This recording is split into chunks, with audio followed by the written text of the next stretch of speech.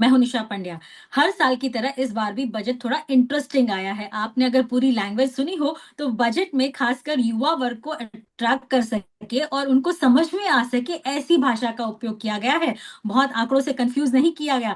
लेकिन ये बजट होता क्या है? जैसे हम अपने घर का बजट बनाते हैं, बस उसी तरह का बजट यहाँ पे हमारे देश के लिए भी पेश होता है कि कहाँ से हम खर्च करेंगे, कहाँ से हमें इनकम होगी, और अगर उसमें भी कोई मिसमैच है तो हम कहाँ से पैसे उधार ले सकते हैं। इन सारी बातों की चर्चा बजट में होती है। तो इस साल का बजट क्या खास था, कैसे रहा, चलिए जानते हैं। आज हमारे साथ तीन दिग्गज जुड़ गए हैं। हमारे साथ हैं सीनियर जर्नलिस्ट जयेश चितलिया जी, चित्रलेखा है के डिजिटल के हेड केतन त्रिवेदी जी, और साथ ही योगिक वेल्थ के राइटर और सर्टिफाइड फाइनेंशियल प्लानर गौरव मशरूवाला। आप सभी का स्वागत है सर हमारे इस कार्यक्रम में। क्योंकि बजट साल का एक अहम पहलू होता है। पूरे साल भर हमारा देश कैसे चलेगा, कहाँ से पैसे आएंगे और कैसे खर्च होंगे, उनका पूरा तड़जोड़ इसमें मिलाया हुआ होता है और पता चलता है देश कैसे चलने वाला है।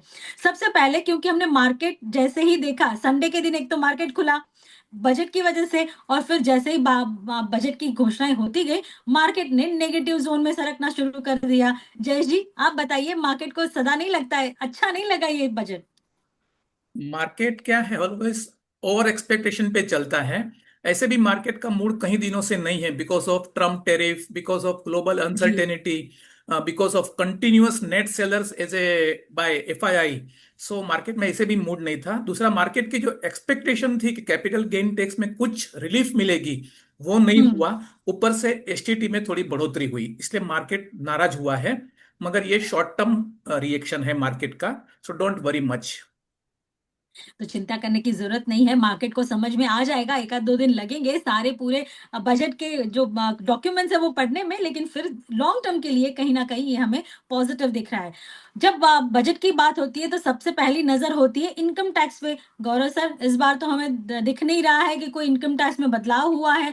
लेकिन जो विदेशी हमारे भारतीय हैं, उनके लिए या फिर जो विदेश जाके कुछ काम करना पढ़ना चाहते हैं या मेडिकल के लिए जाना चाहते हैं, उनके लिए थोड़ी बहुत सहूलियत है।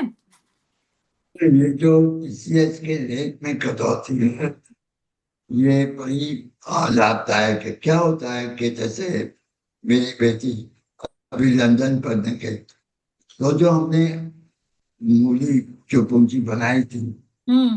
वो बेचनी थी, लेकिन उसमें तो टीसीएस कट गया, तो हमें और प्रावधान करना पड़ा। ऐसे ही मेडिकल के लिए, क्योंकि अगर उसमें से टैक्स कट जाता है तो वो आपकी जो मूली है वो कम पड़ती है। तो ये रेट कम करने से वो प्रॉब्लम नहीं आएगा। दूसरा जो है, जो ड्यू हम्म। टैक्स पेयर को अभी रिटर्न फाइल करने की जरूरत नहीं है। अब इसकी डिटेल्स अभी तक मेरे ध्यान में नहीं आई, मुझे पता नहीं आई है कि नहीं। तो वो आ जाने के बाद छोटे टैक्स पेयर को भी काफी लाभ होगा। जो एनआरआई है, जिनकी अगर कोई रकम विदेश में पड़ी हुई है, हम्म। यहाँ पे ले आते हैं। इनडायरेक्टली ये एक प्रकार से एमनेस्टी स्कीम है। अगर फॉरेन एक्सचेंज आता है तो हमारे लिए अच्छा है। तो ऐसे कोई बड़े प्रावधान नहीं है, वैसे छोटे छोटे काफी सारे बेनिफिट्स दिए हुए कह सकते हैं डायरेक्टली हम देख रहे हैं, ऐसे कोई बड़े प्रावधान नहीं हुए हैं, लेकिन छोटे छोटे तबकों को ध्यान में रख के उनके लिए कुछ कुछ एक दो चीजें कही गई हैं। केतन जी, मैं आपसे जानना चाहूंगी, हर साल हम देखते हैं बजट में ऐसी अनाउंसमेंट होती हैं जो किसी एक तबके को पॉजिटिव होता है। इस बार हमने देखा है सबसे अगर हम देखें टॉप पे अगर कोई हो तो उनको महिलाओं को रखा गया है। आप किस तरह से देख रहे हैं पूरा बजट, आपको कैसा लगा? जी निशा, मुझे लगता है कि ये बजट के जो मिक्स रिएक्शन आए हैं, ना तो ये मतलब रोजी बजट है जो हम इलेक्शन से पहले देखने के आदी है, ना तो ये नेगेटिव बजट है। हम्म। ये बजट में सबसे बड़ा प्रावधान जो सबसे बड़ी चैलेंज थी सरकार के सामने, वो फाइनेंशियल डिसिप्लिन की थी। तो हम्म। सरकार ने हम्म। सबसे बड़ा मुद्दा जो एड्रेस किया है फिनेंस मिनिस्टर ने, वो फिस्कल डिसिप्लिन, फाइनेंशियल डिसिप्लिन का है। इसलिए हमें बहुत बड़े बड़े आंकड़े, बहुत बड़ी महंगी योजनाएं, बड़ी बड़ी स्कीम्स, उनके लाखों हजारों करोड़ रुपए की अनाउंसमेंट इस बजट में देखने को नहीं मिल रही है। वेरी हम्म। सेक्टर स्पेसिफिक बजट है। तो जिस पर्टिकुलर सेक्टर में सरकार जोर देना चाहती है, बढ़ावा देना चाहती है, तो एक तरह से ये लॉन्ग टर्म गोल को ध्यान में रखता हुआ बजट है। हालाँकि उसमें पॉपुलिस्टिक एलिमेंट इस बार गायब है। कोई पॉपुलिस्टिक स्कीम या बड़ा कोई पॉपुलर कदम नहीं उठाया है, इसलिए जो कल मार्केट के जो सेंटिमेंट थे या लोगों की हम्म। एक्सपेक्टेशन थी कि बजट अच्छा आएगा, ये होगा, वो सब अवॉइड किया है। और मुझे लगता है कि फाइनेंशियल डिसिप्लिन सबसे ज़्यादा अहम रखता है इस बजट में कि सरकार के पास अनाउंस तो करेंगे लेकिन पैसे कहाँ से आएँगे? वो सबसे बड़ी बिल्कुल। चैलेंज थी और उसी को एड्रेस करने की कोशिश की है। For example rare earth right. Corridor hmm. बनाना है, फिर 2047 तक जो डेटा सेंटर विदेशी कंपनी यहाँ ओपन करेगी उसको टैक्स बेनिफिट देने की घोषणा है, या तो फिर बायोफार्मा को उत्तेजन देना हम्म। है। तो ये सब चीज़ें हैं वो पर्टिकुलर सेक्टर को आगामी 10 या 20 साल तक किस सेक्टर में हमें आगे बढ़ना है, उसको ध्यान में रखते हुए योजनाओं की अनाउंसमेंट की है। तो ऑब्वियसली ऐसा रिएक्शन आना बहुत नेचुरल था, लेकिन जैसे-जैसे कुछ चीज़ें स्पष्ट होती जाएगी, बजट की सारी चीज़ें जैसे स्पष्ट रूप से हमारे सामने आएगी, मुझे लगता है कि ये नॉर्मल कोर्स में आ जाएगा। बिल्कुल, हम कहते हैं ना विकसित भारत 2047 उसको ध्यान में रख के सारी बजट अनाउंसमेंट हमें देखी गई हैं। और जब ये बजट की अनाउंसमेंट होती है ना तो सबसे ज़्यादा खर्च कहाँ हो रहा है उस पे नज़र होती है। और जय जी हमने देखा इंफ्रा पुश, बहुत बड़ा इंफ्रा पुश दिया है, 12.2 लाख करोड़ रुपए का इंफ्रा पुश है। तो कह सकते हैं बहुत अच्छी खासी रकम इंफ्रा के लिए लगाई है। और जब इंफ्रास्ट्रक्चर डेवलप होता है तो डेफिनेटली कनेक्टिविटी बढ़ती है और कनेक्टिविटी से ग्रोथ होता है। आप क्या मानते हैं? हाँ, एकदम सही है। इंफ्रा पे कुछ सालों से सरकार ने कंसंट्रेशन बढ़ाया है, क्योंकि अगर विकसित भारत बनाना है तो इंफ्रास्ट्रक्चर के बिना वो नहीं बन सकता है। और भारत में हुँ। इंफ्रास्ट्रक्चर डेवलपमेंट की काफी जरूरत है। तो वो सही कदम है, वो कंटिन्यू किया है। वो लास्ट ईयर भी था, उसके पहले ईयर भी था, उसको कंटिन्यू किया, वो अच्छी बात है। दूसरा, इंफ्रा के साथ रियल एस्टेट ऑटोमेटिकली आ जाता है, बिकॉज पार्ट ऑफ इंफ्रा। तो वो ट्रू। दोनों सेक्टर में जो कंपनियां एक्टिव है, अच्छी है, गुड स्टॉक है, गुड कंपनी है, अच्छा ट्रैक रिकॉर्ड है, उनको बहुत ही मौके मिलेंगे। और वो मौका इन्वेस्टर को भी मिलेगा कि उसका किस तरह वो फायदा ले सके। तो इंफ्रास्ट्रक्चर का जो ये कदम है वो सही है। इसकी इफेक्ट लार्ज इफेक्ट होगी और लॉन्ग टर्म इफेक्ट होगी। बिल्कुल, और खासकर आपने देखा होगा कि 5 लाख वाले आबादी वाले शहरों को भी, यानी टियर हम्म। 2, टियर 3 सिटीज़ को भी या ग्रोथ सेंटर बनाने की बात की है, व्हिच इज़ ट्रिमेंडस। या दैट इज द इंक्लूसिवनेस जो गवर्नमेंट ने कुछ सालों से जो ये मुद्दा बहुत ही अहम है। जिस तरह हुँ। केतन भाई ने बताया कि फाइनेंशियल डिसिप्लिन, इस तरह इंक्लूसिवनेस के सबका साथ सबका विकास तभी सार्थक होता है जब इंक्लूसिवनेस होता है, जिसको कहते हैं सर्वसमावेश। तो वो हुँ। वो बहुत ही अच्छी बात है। ये लॉन्ग टर्म में इसकी इफेक्ट पूरा भारत देश समझेगा और पूरी दुनिया समझेगी। बिल्कुल, क्योंकि हम पहले देखते थे कि बहुत सारे शहरों या गाँवों तक पहुँचने के लिए रोड भी नहीं था, इतना इंफ्रास्ट्रक्चर डेवलपमेंट नहीं था, तो वहाँ के लोग माइग्रेट करते थे। लेकिन अगर वहीं पे विकास हो जाए, तो हर एक क्षेत्र में ग्रोथ या सेंटर बनने निश्चित हैं। वहीं हर एक बार हम देखते हैं गौरव सर कि हॉस्पिटल्स की बात होती है, बहुत सारी अनाउंसमेंट्स होती हैं कि भई यहाँ पे यूनिवर्सिटी खुलेगी, यहाँ पे मेडिकल सेंटर्स खुलेंगे, लेकिन इस बार आयुर्वेदा को फोकस किया गया है। ये बहुत कह सकते हैं बड़ी बात है। और आप देखें तो आयुष सेंटर्स जो हैं उनको भी अपग्रेड किया जाएगा। और मैं कहना चाहूँगी कि योगिक वेल्थ नाम की आपने एक बुक लिखी है जिसको 10 साल पूरे हो रहे हैं। और आयुर्वेदा, और हम इसको कब करना चाहेंगे, क्योंकि ये एक कह सकते हैं ना कि होलिस्टिक लाइफस्टाइल को आगे बढ़ाने के लिए एक बहुत बड़ी पहल है, और आप तो इसको पहले से प्रमोट करते आ रहे हैं। ये क्या है कि मुझे एलोपैथी के खिलाफ कुछ नहीं हूँ, पर जब ये बात आती है तो एक कॉम्प्रिहेंसिव ट्रीटमेंट की जरूरत है। हुँ। यहाँ पे जो कैंसर की भी अनाउंसमेंट है, तो क्योंकि मैं एक कैंसर पेशेंट हूँ, अब अभी अगर मुझे सर्जरी करवानी है तो मुझे एलोपैथी चाहिए। लेकिन रिहेबिलिटेशन, इम्यूनिटी, उसके बाद एलोपैथी में कोई सॉल्यूशन नहीं है। आयुर्वेद ऐसी कितनी सारी बीमारियां हैं जिसके पास एलोपैथी का जवाब है। उसके अलावा लोग जो आसन प्राणायाम है उससे भी कई बीमारियां ठीक हो सकती है। तो ये कॉम्प्रिहेंसिव की जरूरत है। और यहाँ पे आयुर्वेद एक बहुत बड़ा भाग बन सकता है, मतलब उसका योगदान बहुत बड़ा हो सकता है। अब तक हम इसे ऑल्टरनेट मेडिसिन कहते थे, ये ऑल्टरनेट मेडिसिन नहीं है। आयुर्वेद भी मेन स्ट्रीम मेडिसिन होनी चाहिए। और वहां पे क्या बिल्कुल होता था, बिल्कुल। क्योंकि इसे इतना रिकग्निशन नहीं था, इसलिए वो कई लोग गलत इस्तेमाल करते थे, वो पूरियां देते थे। अभी अगर आयुर्वेद फार्मेसी आ जाए तो जो आयुर्वेद की दवाइयां होगी वो भी लाइसेंस का हो, उसका टेस्टिंग किया होगा, तो लोगों का भी विश्वास बढ़ेगा। जो अच्छी आयुर्वेदिक संस्था है, जैसे कि साउथ में कोचर करके चला है, वहां पे अरबिया हम्म। वैद्यशाला है। ये 100 साल पुरानी संस्था है। मेरे ख्याल से मोदी जी भी वहां पे गए थे। तो इन संस्थाओं की धारणा, इसके अलावा आयुर्वेद मेडिसिन का एक्सपोर्ट भी पॉसिबल है। तो जब हम्म। बात करते हैं तो Ayurvedic doctor, Ayurvedic treatment, Ayurvedic pharmacy, Ayurvedic export, ये बहुत बड़ी बात है। और इसे आगे बढ़ाने के लिए ये बजट में सपोर्ट दिया गया है। उसके अलावा जामनगर में जो WHO की और मेडिसिन है, उसे टेस्टिंग और उसकी लेबोरेटरी, उससे बहुत बड़ा प्रावधान है। उन्होंने हम्म। जीएटिक्स की बात की। ये जीएटिक्स क्या है? जो बुजुर्ग है हमारे बड़ी उम्र के, उन्हें काफी कठिनाइयां हो जाती है, उनके गिरने का डर, उनकी हम्म। सेहत। तो फाइनेंस मिनिस्टर ने ये कहा कि अगले 1 साल में 1.5 लाख जीएटिक ट्रेनर्स डेवलप करेंगे।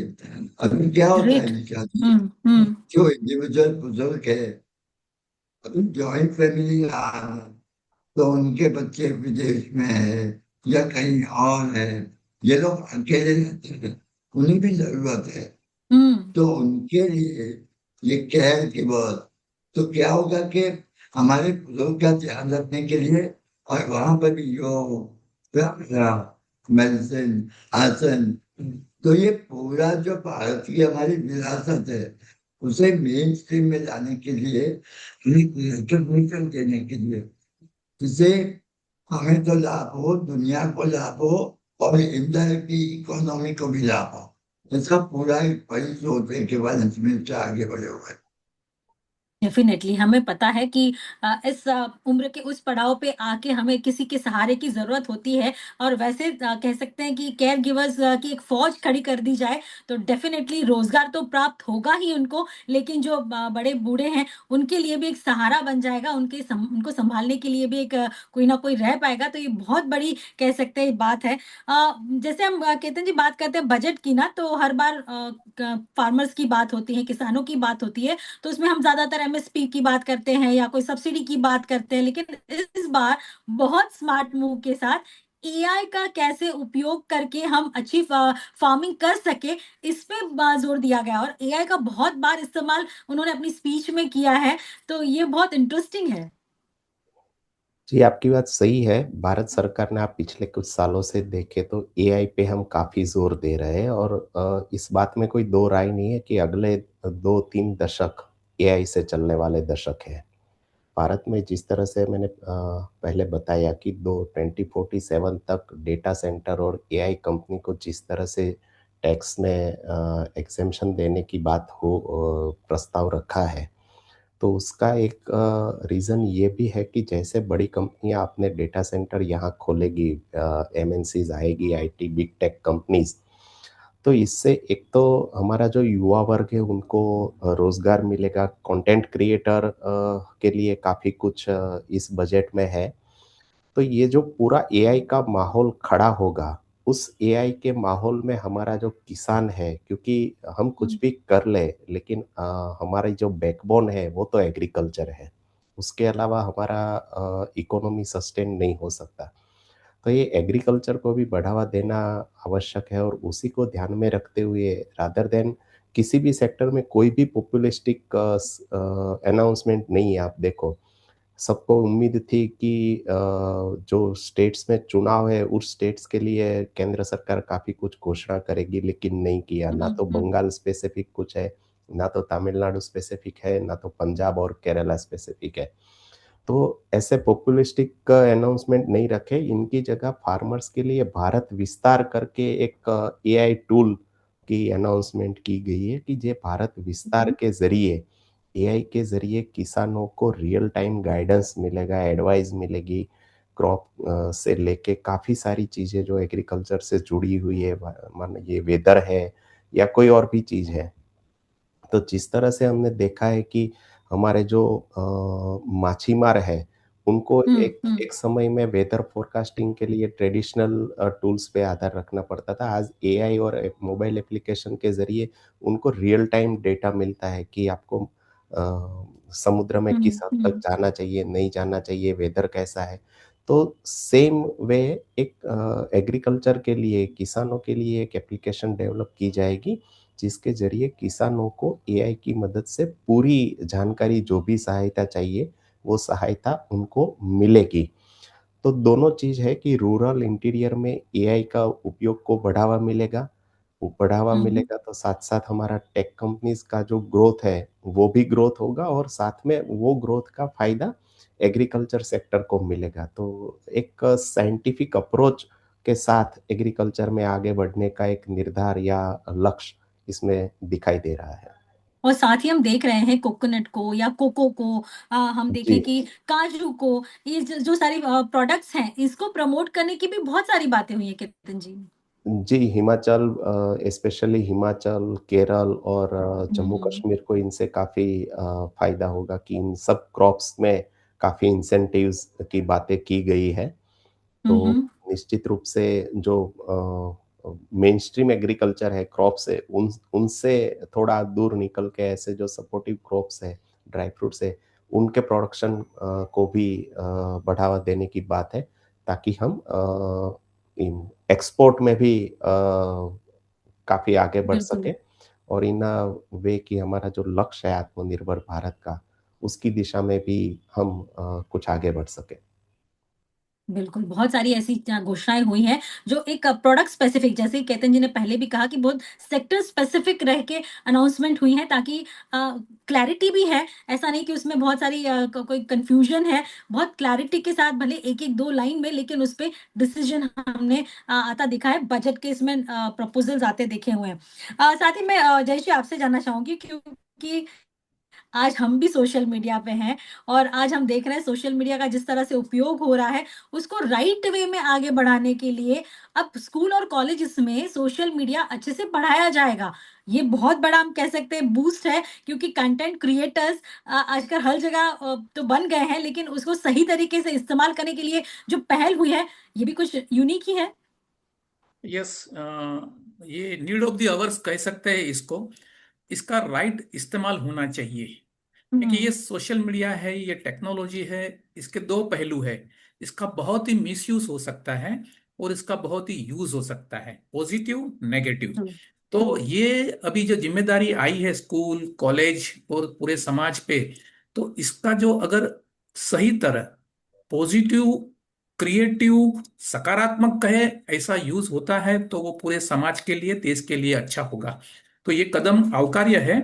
और मैंने बताया इस तरह नीड ऑफ द आवर्स है, ये होना ही चाहिए। बिल्कुल, ये नीड ऑफ द आवर है, क्योंकि कोई चीज़ अगर सामने आई है तो उसका सही तरीके इस्तेमाल हो जी, और इसमें अच्छे से उसको।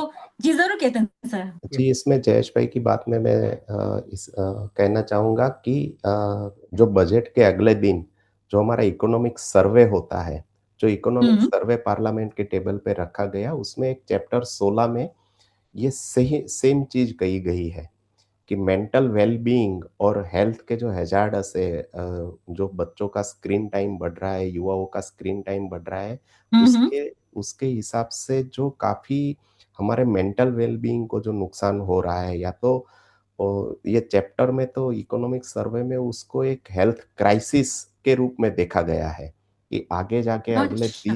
10 या 20 साल में ये हेल्थ क्राइसिस के रूप में आगे बढ़ सकता है। तो उनको एड्रेस करना काफ़ी ज़रूरी था और मुझे लगता है कि अभी भी उस दिशा में जितना भी ज़्यादा हम काम करें, उतना कम होगा। बिल्कुल, बहुत सही बात कही है, लेकिन इसको एड्रेस करना और उसके लिए अनाउंसमेंट आना भी ये पहल ही है, ताकि वो उसको उस सेगमेंट को किया जा सके।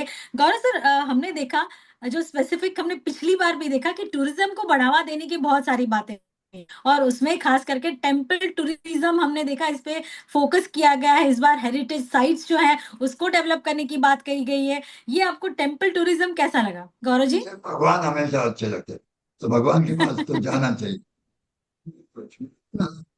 हाँ सही में, तो वहां पे लोगों को जाना है, बहुत लोग जाते हैं, बुजुर्ग भी जाते हैं, तो वहां पे एक इंफ्रास्ट्रक्चर होना चाहिए ताकि जो लोग यात्रा पे जाना चाहे, पिलग्रिमेज पे जाना चाहे, उन्हें एक साफ सुथरी बेसिक सुविधाएं मिल पाए, जो अब तक नहीं होती। कई ऐसे मंदिर है या पिलग्रिमेज की जगह है जहाँ पे बेसिक एमिनिटीज भी नहीं है, तो इसकी भी जरूरत है। इससे टूरिज्म बढ़ेगी, लोकल लोगों की आमदनी बढ़ेगी। उन्होंने प्रावधान नॉर्थ ईस्ट में जो बुद्धिज्म है, वहां पर भी वो टूरिज्म की भी प्रमोशन की बात की है। हालांकि हुँ। पहले थोड़ा बहुत होते रहता था, ये तब इसके लिए बड़ा एलोकेशन है। उसके बाद उन्होंने सोशल टूरिज्म की बात की है, जो अब तक जो हम लोग करते थे, लेकिन इंडिया में इतना पॉपुलर नहीं था, जैसे कि ट्रैकिंग, हाइकिंग। तो अभी क्या है, टूरिज्म जनरल टूरिज्म नहीं है। जैसे कि लोग जाते हैं यूरोप में नॉर्दर्न लाइट्स देखने, तो वो यूरोप देखने हुँ। नहीं जाते, वो नॉर्दर्न लाइट्स देखने जाते हैं। इसी तरह वही लोग जो ऑस्ट्रेलिया वगैरह स्कूबा डाइविंग, तो उनके लिए स्कूबा डाइविंग इम्पोर्टेंट है, फोकस टूरिज्म। तो अभी हम लोग उत्तर में पहुंचे हैं कि टूरिज्म में तो खर्चा होता है, तो दुनिया को नया क्या देना, तो दुनिया को फोकस टूरिज्म चाहिए। और ये उन्होंने कदम उठाया है कि ताकि फोकस टूरिज्म हो, तो इसके लिए उन्होंने और भी आगे बढ़े हैं। उन्होंने गाइड्स के ट्रेनिंग की बात की है, एक जी। हाइब्रिड मॉडल बना जाएगा, जहाँ पे मेरे ख्याल से पहले साल में 10,000 गाइड्स की बात है। अभी क्या हुँ। होता है, जब जाते हैं तो कोई भी लोकल लोग आके हमें खुद भी कहते हैं, अगर एक गवर्नमेंट सर्टिफाइड गाइड है तो हमें भी भरोसा रहेगा और लोगों को भी भरोसा रहेगा, और लोकल लोगों को ये एम्प्लॉयमेंट मिलेगी। तो टूरिज्म एक बहुत बड़ी एम्प्लॉयमेंट है। यहाँ पे फोकस टूरिज्म और पिलग्रिमेज दोनों को आगे बढ़ाने देने की बात है। पिलग्रिमेज भी एक तरह से फोकस टूरिज्म है, तो ये फोकस बिल्कुल, टूरिज्म बिल्कुल। पे उन्होंने बहुत ध्यान दिया। तो कह सकते हैं मेंटल हेल्थ और फिजिकल हेल्थ पे और सोशल हेल्थ पे ध्यान देकर ये बजट की रचना की गई है। अगर एक लाइन में केतन जी मैं समझना चाहूँ पूरा बजट, तो आप क्या कहेंगे और कितने मार्क्स देंगे 10 में से? ओह!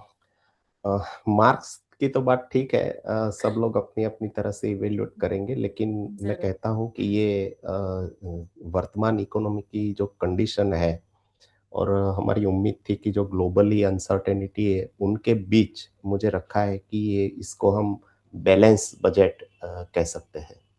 डेफिनिटली। जयेश जी, आप क्या कहेंगे? आ, मैं भी वही कहूंगा कि ये बैलेंस बजट तो है, मगर इसके साथ काफी हिडन चीजें हैं जो दिखाई नहीं देती है, सामने हाँ। नहीं दिखाई देती है। मगर इसको अगर खोदा जाए तो ये ऐसा माइनिंग होगा जिसमें से ट्रेजर मिलेगा। मगर उसके लिए लॉन्ग टर्म दृष्टि चाहिए। वो लॉन्ग टर्म दृष्टि से और बेहतर इंटरप्रिटेशंस को देखा जाए तो it's a real journey towards विकसित भारत। ये कंटिन्यूटी है, वो इसको रहनी चाहिए अगले सालों में भी। डेफिनिटली। और गौरव सर, एक लाइन में आप क्या कह पाएंगे?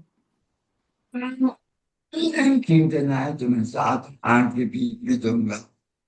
अभी हमें है ना, ये टैक्स चेंजेस, ये ईयरली चेंजेस, उसे उभरना है। हमें अभी आगे बढ़ना है, लॉन्ग टर्म देखना है, long term stability, long term growth. तो मुझे ये लगता है कि छोटी छोटी एक एक साल में होने वाली चीजों पे ध्यान न दे, ये लंबे अरसे के लिए देखे और यहाँ पे ओवरऑल सभी को सिमिलरिटी है। तो अभी देखते हैं, अगर इम्प्लीमेंट होता है तो मुझे ये बजट बहुत अच्छा लगा। डेफिनेटली। तो निर्मला सीतारमन जी का ये 9वां बजट था और हमारे गौरव सर की जो बुक है योगिक वेल्थ उसका 10वां साल है। तो ये अगर आपको बजट समझना है तो जिस तरह से जयेश जी ने कहा कि अच्छे से डिटेल में इस बजट को समझिए और लॉन्ग टर्म कैसे इन्वेस्ट करके कैसे उसमें रिटर्न लेना है, वो कैसे निवेश करना है, वो योगिक वेल्थ से सीखिए। सो कॉन्ग्रेचुलेशन गौरव सर, 10 साल पूरे कम किए हैं आपने, क्या कहेंगे? मैंने कॉपी पेस्ट किया, जो हमारे शास्त्रों में उनसे कॉपी करके पेस्ट किया। अभी कॉपी पेस्ट करने के लिए भी अगर इतना मिलता है लोगों का प्यार, तो ठीक है, मिल गया। बाकी मैंने कुछ नहीं किया, सिर्फ कॉपी पेस्ट किया है। देखिए, लिखा तो हर जगह है लेकिन उसको इम्प्लीमेंट कैसे करना, सही भाषा में, सरल भाषा में कैसे समझना और अपनी लाइफ में उतारना, वो बहुत बड़ी चीज होती है। और जो आप जैसे दिग्गज हम तक या हमारे जैसे दूसरे दर्शक हैं उन तक पहुंचाते हैं, इसलिए बहुत बहुत शुक्रिया आप तीनों का। आपने समय निकाला, इतनी अच्छी बजट की जानकारी को स्पष्ट और सही लैंग्वेज में हमारे तक पहुंचाया, आसान शब्दों में पहुंचाया। इसलिए बहुत बहुत शुक्रिया आप तीनों का समय निकालने के लिए और हमारे साथ इस चर्चा में जुड़ने के लिए। Thank you so much thank sir. You, thank you so much. Well बनाने के लिए केतन भाई और चरण भाई का बहुत अरे, चित्र आवर देखा, और प्लेजर, आवर मैं प्लेजर सर। देखूं, लेकिन अगर ये लोग नहीं जाते तो मैं क्या इट इज आवर प्लेजर तो टू ज्वाइन यही यू। है, सबका साथ सबका विकास है। तो हम साथ मिलते रहेंगे और ऐसे ही इंटरेस्टिंग बातों पे चर्चा करते रहेंगे। Thank you so thank much. You.